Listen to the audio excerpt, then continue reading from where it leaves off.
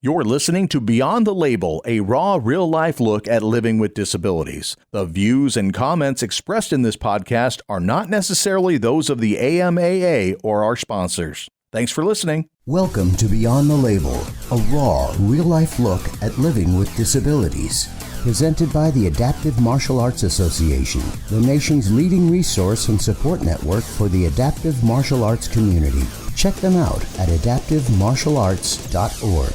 Breaking barriers, one move at a time. Hello and welcome to another episode of Beyond the Label. I'm JD. I'm Charlie Murphy. Hey, how's it going? I'm doing fine. How are you?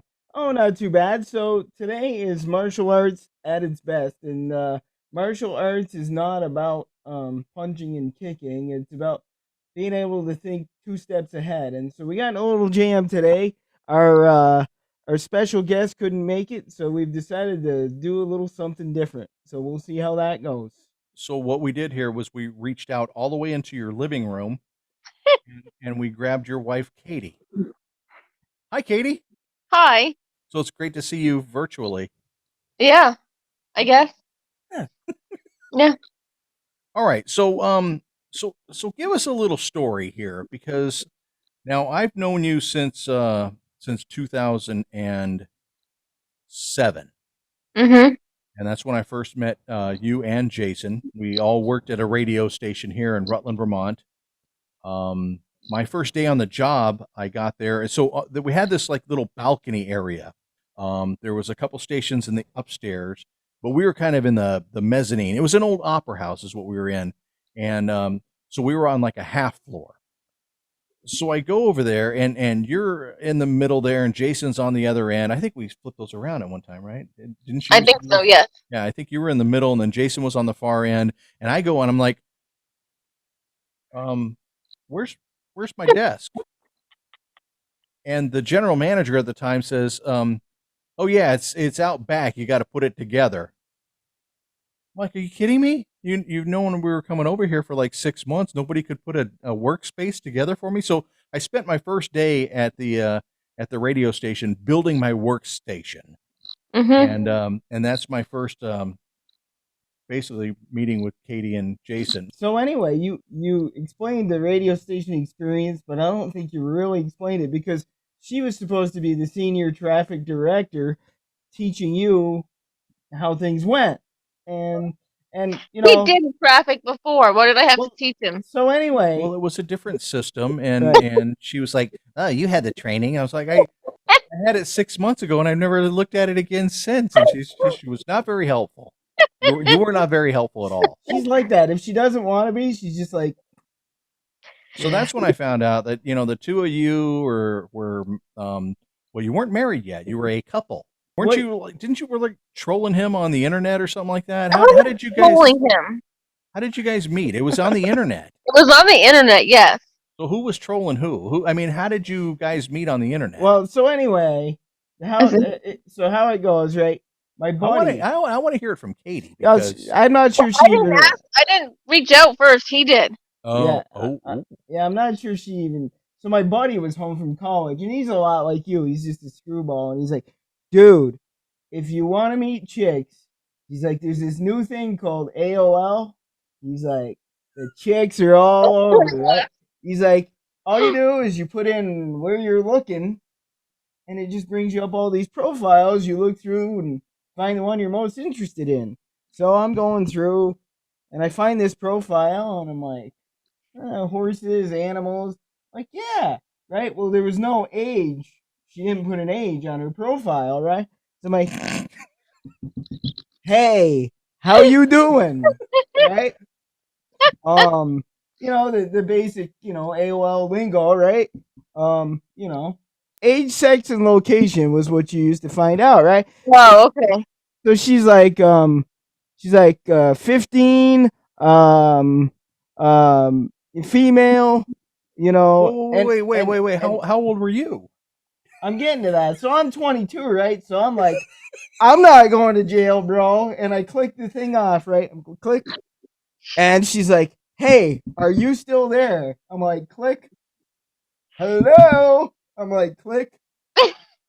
And she was like, okay, well, I guess you're not gonna talk to me. So I click it off, and I'm like, I'm out of here. I'm not going to jail, you know. And so then a couple of days, and your email was attached right to your profile name. So a couple Okay. of days later, I get this email. It's like, I really thought you were very interesting until I gave you my age and blah blah blah, and I'm like, yeah, like and then I'm like, well, you're kind of like being, yeah, that's kind of mean. You probably should answer. And I was like, look, you're 15, I'm 22, like probably not gonna be, you know. It's like nice, I'll chat with you, but and Now, wait a minute. So back up a little bit. You were 15 years old. What are you doing on this thing? On the internet? Yeah, how was your profile thing up there? You just I don't know. I made it when I got the computer and got my first email. and so were you like trying to find guys on No, there? I wasn't. It was just on. It was like on in the background as you were on the internet back in the day. it was like automatically on, Oh, okay. Yeah, like an instant messenger kind of thing, yeah. But So eventually you got over the fact that you were 22 and she was 15. You started this computer well, conversation yeah. back So in. anyway, I gotta tell you, like in all seriousness, like so we got You're going to talking, jail. we got talking, Okay. and I'm like, hey, like, hey, this girl actually gets it, because I'm like, for me at the time, I was very self conscious of the crutches. I had some girls that I liked in high school that were like, I think we just want to be friends. Like, you have those crutches. You know what I mean? Mm, And okay. and so I'm like, well, we had some pretty good conversations about life, and Katie was pretty introverted, and she still is. She's better, but she's still a little bit introverted, and so you get talking, and I'm like, hey, I was like, that's pretty neat that you can kind of like have an intelligent conversation. I said, but before this goes too much further, I said, you got to realize, again, you're 15, I'm 22. I said, but I also have crutches. And she was like, well, I'll let her tell you what she told me. So how far into this online dating did he actually tell you that he had cerebral palsy and that he had crutches? I mean, how long had you been? I think it was pretty quick.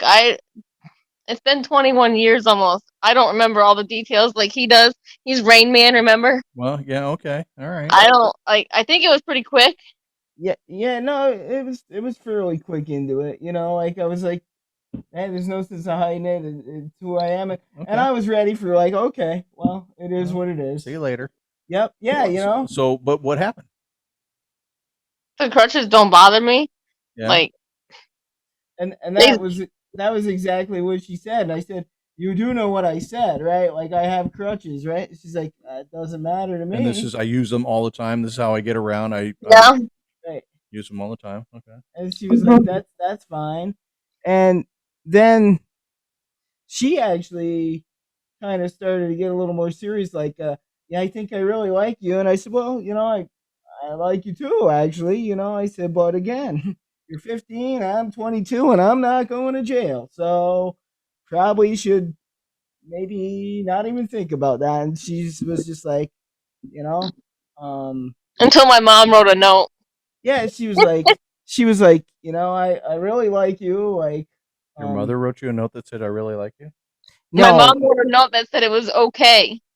yeah, that it was It okay. was okay for you to be talking Mhm. to a 22-year-old man Yeah, Mhm. on the internet. well, I Okay. mean, Yeah. thing about it is, and probably most of our listeners don't understand. Like, we live in like an incredibly small town, It's pretty rural. so it's like, At 15, some places you'd already have a couple kids. So, yeah, we're not here to judge.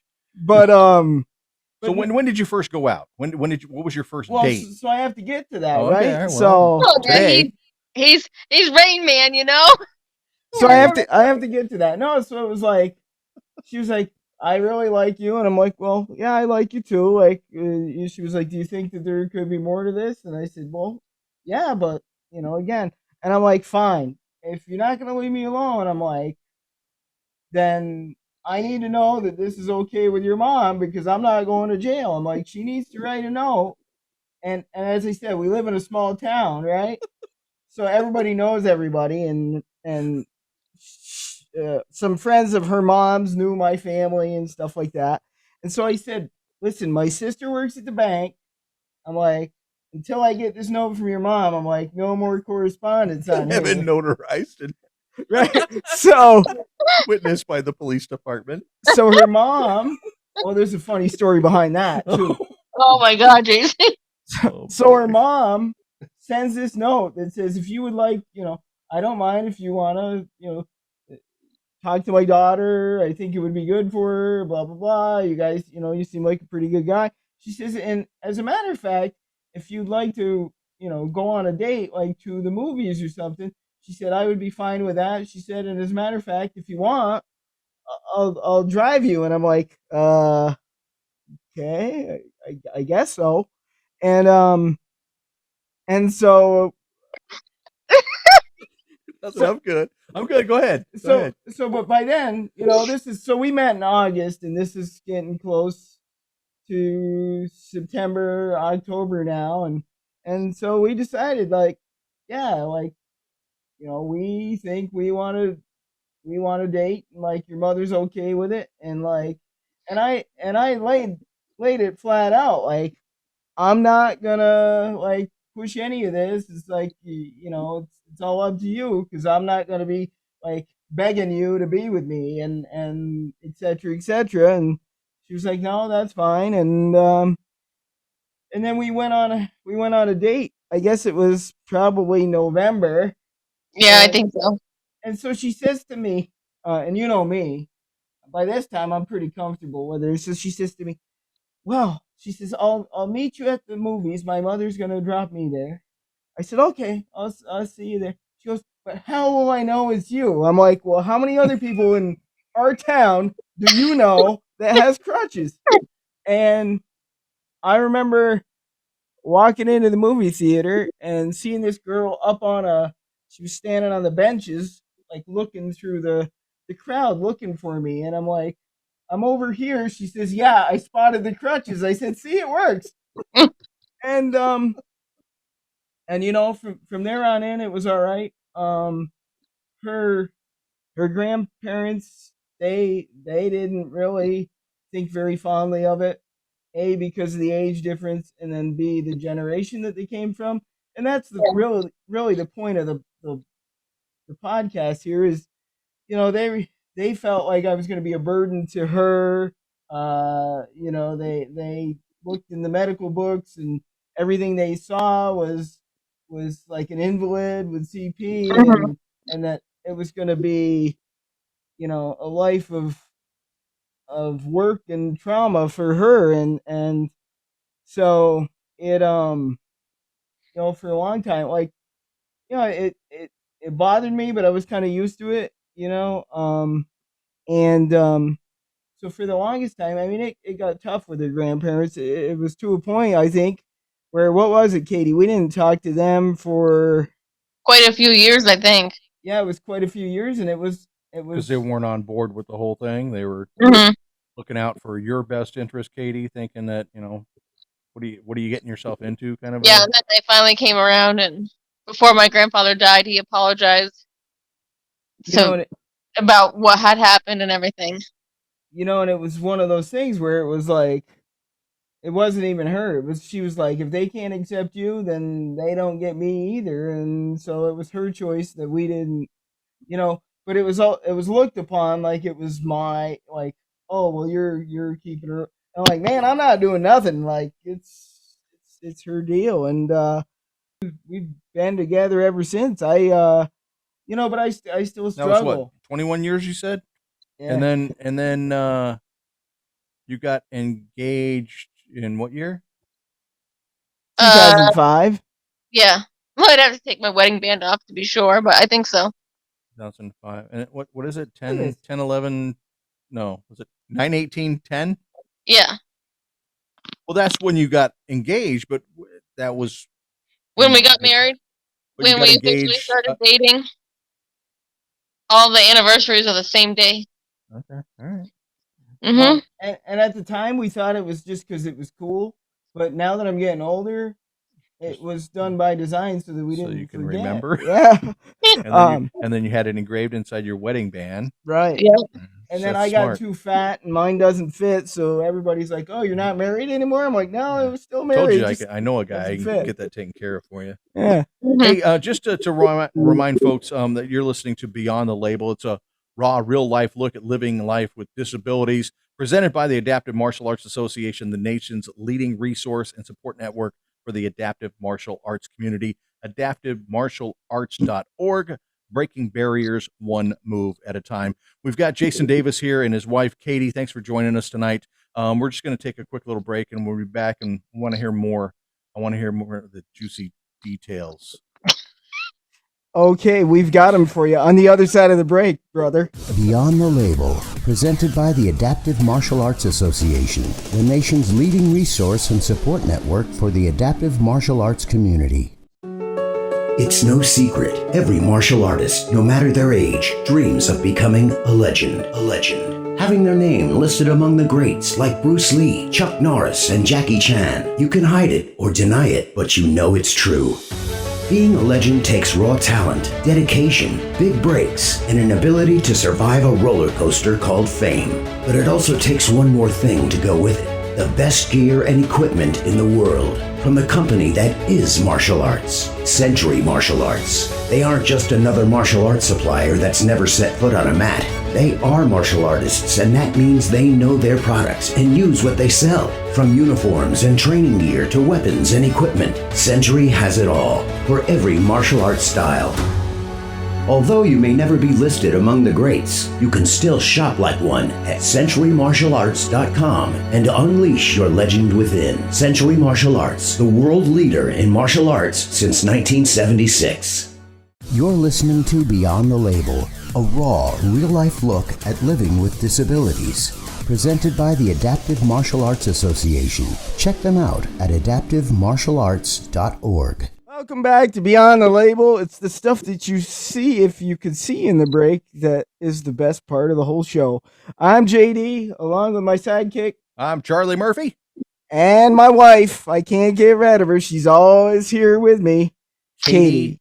Danger Davis. Yeah, that's it. Danger's her middle name. You're gonna talk about the time that you What are you talking about? He said Danger's my middle name. I said, are you gonna talk about the time that you experienced that? Yeah, no kidding. I don't even know what brought this all on. I don't remember what you were saying. I can't imagine. Now, Katie and Jason had both been kind of training in the martial arts, in karate, and Katie had been working on her Nugate. Nugate. Okay, all right. So, and I'm messing with. I'm like wax on, wax on. I don't know. I'm doing something, and then all of a sudden, out of nowhere, she does this finger poke thing, and she hits me right here in the solar plexus. Is that what that is? Huh? I warned you that I was going to if you kept it up. Well, yeah, but I didn't even see it coming. And it was like, and she hits me right here. I'm like, oh, I thought I was gonna die. And then, like the next day, I get up and I'm in the shower, and the shower head is hitting me. I'm like, wow, what happened to my chest? And I'm like, that was for Katie. Katie gave me the finger poke thing. What is that even called? Nugate. It's not that's a finger poke. It's like your knuckles. Oh, was it a nut? Oh, okay. It's a knuckle. Well, it hurt. It still hurts. I think I got internal damage. Oh, I'm sorry. How many years? That was like 10 years ago. I think that was a long time ago. Broke my clavicle or something. Sorry, bro. You're not going to get any money out of me. We got a disclaimer. My sternum. I think you shattered my sternum right. It's like right here. What? And you knew exactly what you were doing, and then you started laughing. I'm almost in tears. I did. Because you kept just picking and poking, and I'm like, stop, I'm going to do it. And you're like, no, you're not. That doesn't sound like me at all. No, not at all. No. All right. So before we went to the break, we kind of were talking about, and Jason and Katie have been married since what year was it? 2010. 2010. So they got their big 11th anniversary coming up here in a next Saturday. So we've talked with other guests, and we kind of asked them what are some of the things that you kind of run up against, and it's always been somebody that actually the person that we've been talking to actually has the disability for the most part, whether it's missing a lower extremity, part of an arm, has cerebral palsy, has some sort of other condition that they have to deal with, a disability that they have to deal with.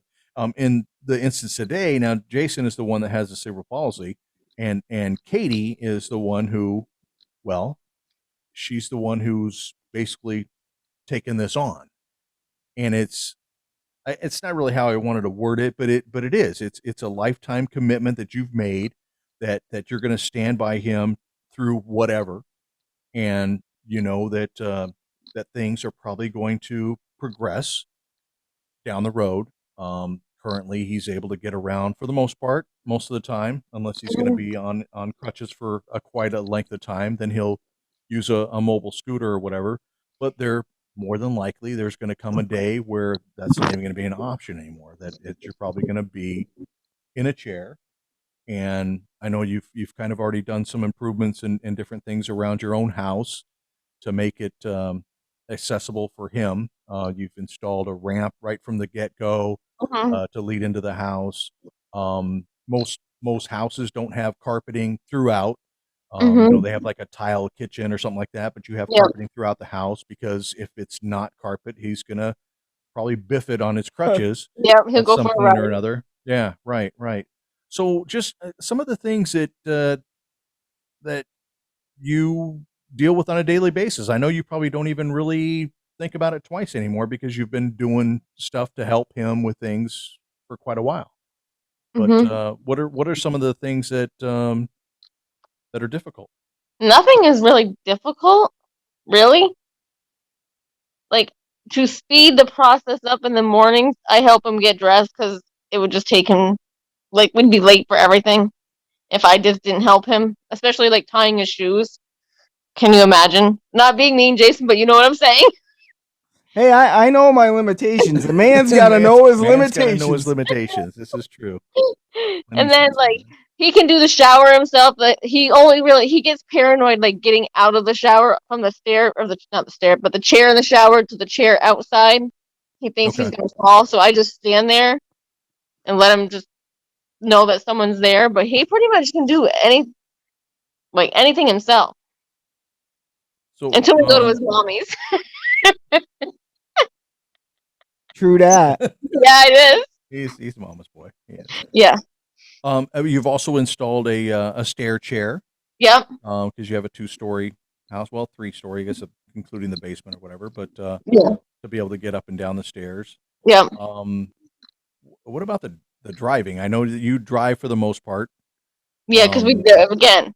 He drives slow, I prefer to call it cautious, but you may but say slow. I do all the driving just because it's just easier for me to just drive.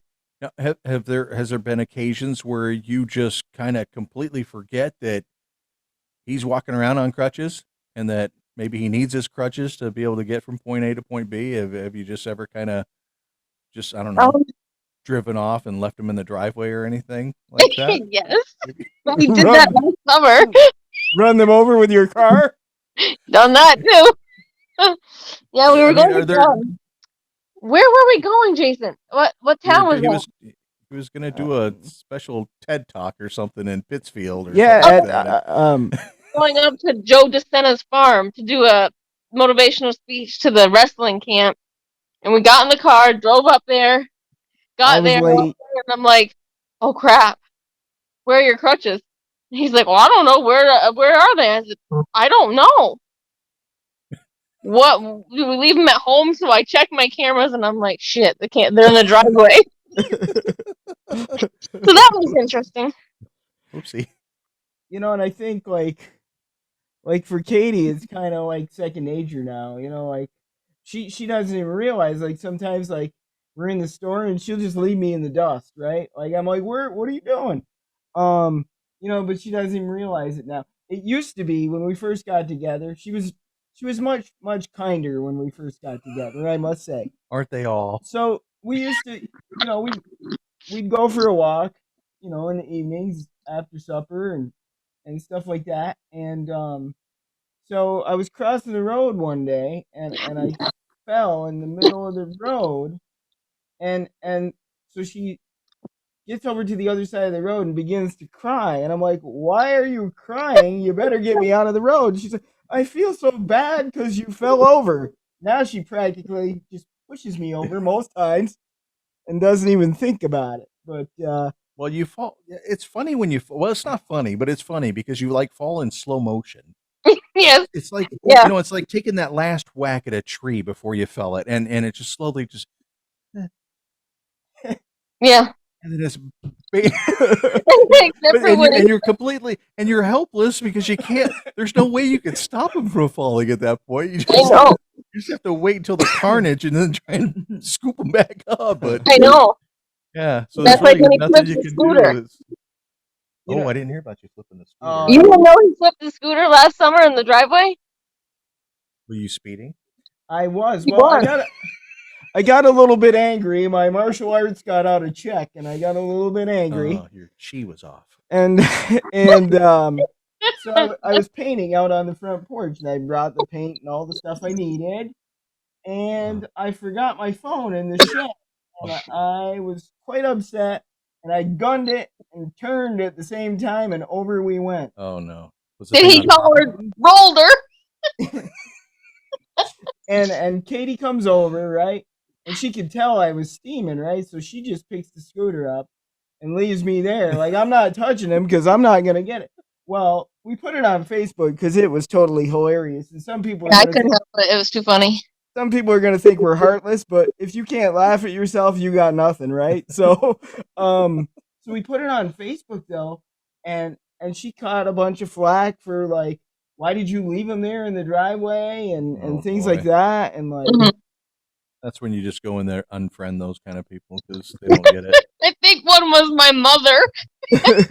Yeah, you should have unfriended her anyway, like years ago. No, I'm And it I'm was teasing.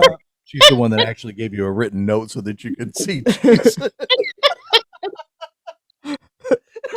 That's true. It's so awesome. I still can't believe that. I didn't now know it's there was just a. Do you still have the letter? The note? I Yes. do. We have it I in knew our, you would in have our it. scrapbook. Yeah, It's no, scrapbook right next to your um, marriage license, yeah, but your citation from the police for dating an underage girl. so Thank God, Charlie. I told you I would tell you this story. Oh, okay. So I got to Let's- tell you, Let's right? hear it. Is it So- PG? Is it PG? It is. Okay. So Katie calls me up, and we'd been dating for a while. Like we knew, and that was the thing. Like when we got together, we were like, this is gonna be for like, because she had a rough go growing up. Her parents were divorced and stuff. And I'm like, no, if we're doing this, like I'm here for you until I'm not. And we made that agreement. And so we were together for quite a while. And she calls me up one day, frantic, like in tears. And I said, what's the matter with you? She's like, well, my dad. She says, he found out how old you are and stuff, and he's got a buddy that's a state trooper, and he said he was gonna have you investigated. I said, well, that's okay. About that. I said, that's okay. Just make sure he puts the P in my middle name because if the Oh. P is not there, there's another Yeah. Jason Davis that's less than reputable. I Okay. said, and he will get he'll get the wrong guy and then we'll be in trouble. And so anyway, we still laugh about that to this Forgot day. all about that actually. That Me dad and was gonna have him do that. Yeah, me and her father laugh about it all the time. Oh, But man. and then yeah, so that's been. I mean, I guess that brings me around to the next point to all this, and it's like, um, for me, I guess my biggest struggle with our relationship, and still to this day, I mean, why would somebody like her want to be with a guy like me? And you second guess it, and you wonder if it's true, and then you go, man, she wouldn't put up with all the crap that I put her through for these 21 years if it wasn't true, you know?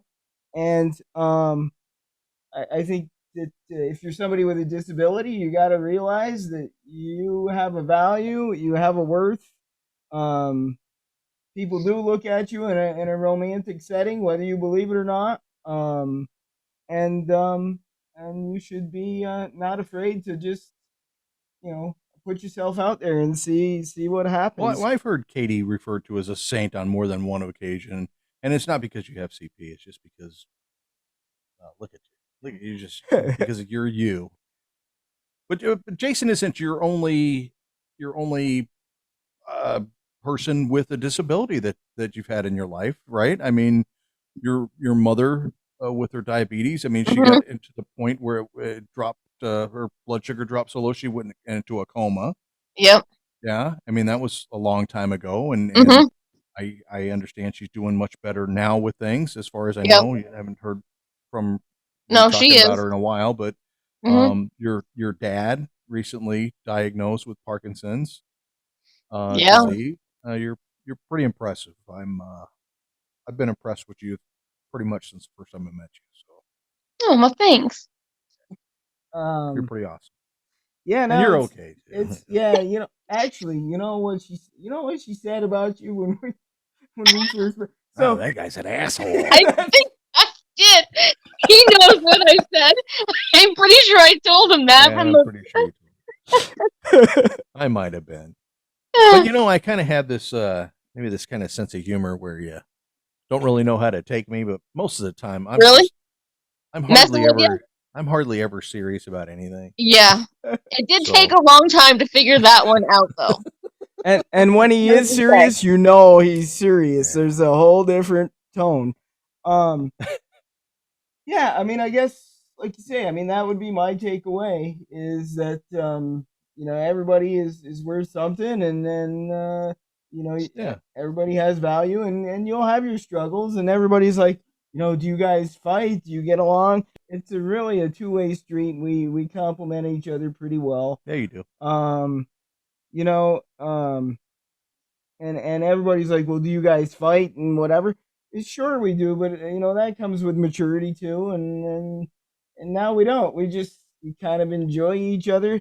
I mean, we worked together side by side for so many years. There was a period of time where we didn't work together, Mm, and we were just talking about this the other day, where we weren't actually happy not working together, and now we work together in the school system, and it just seems to fit right. And a lot of people say, you see too much of each other or whatever, but it works for us. And when we need a timeout, we take it. I've got the garage and I go there, or I've got the studio and I go there.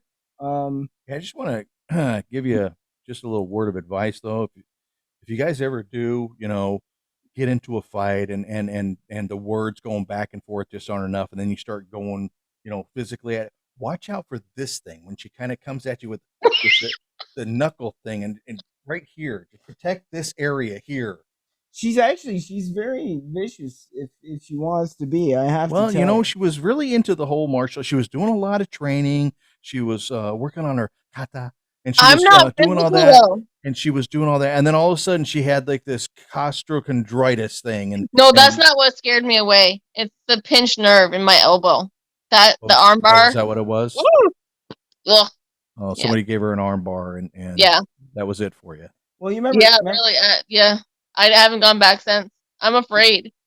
you remember how you called me Kramer, Yes, right? because you were in school with a bunch of little Well, kids. Like, she was too, and what she didn't tell you was it was a little kid that put the armbar on her and pinched her nerve in her elbow.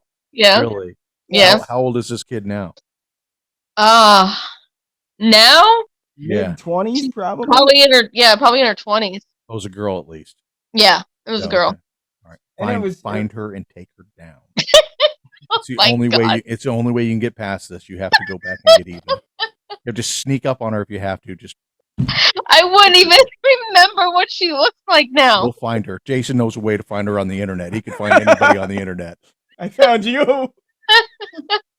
He has his ways. He's kind of a creep, kind of a creeper like that. Let me check with my buddy. He knows how. All right, yeah, you got to find this girl. You got to seek her out, and you got to take her down. That's the only way. That's just Yeah, I'm not even sure I'm gonna do gotta, that because I'm not physical. it's I'm mental. just No, it's a mental thing now. It's mental. You think you're going to hurt your arm again. See, it's all mental. You got it. Once you take her down, it'll be over. You'll be fine. You got to move past it. okay. I'll help you find her. What was her name? Oh, I don't remember. That's All the right. thing. We got to go back through the records. We got to find her old, your old, Jason might remember. find the I old, have no we got idea. to find the old dojo records. Check with the sensei. Hey, sensei, who's the girl that kicked my butt Oh, when she was 8 and I was 24? All right, you got to get back into your training. You got to do it, even if you're just punching a heavy bag or just work on your kata. It's all yourself, and you know.